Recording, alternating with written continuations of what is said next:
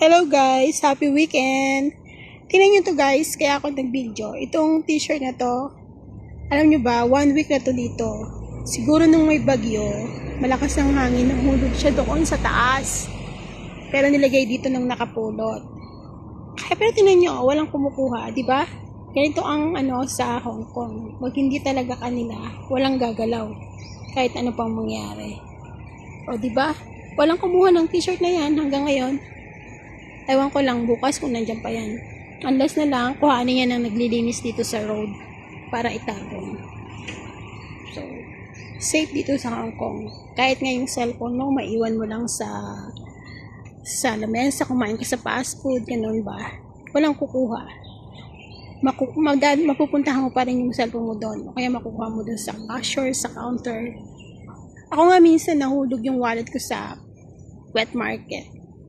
Tapos, pag binalikan ko, alam nyo ba kung nasaan? Nandun din sa nakasabit. At sabi, yung daw yung pitaka ko. Di nakuha ko din. Kung sa pinansyan ako po, wala na, di ba? So, I just share it, guys. So, please, subscribe to my YouTube channel. Thank you!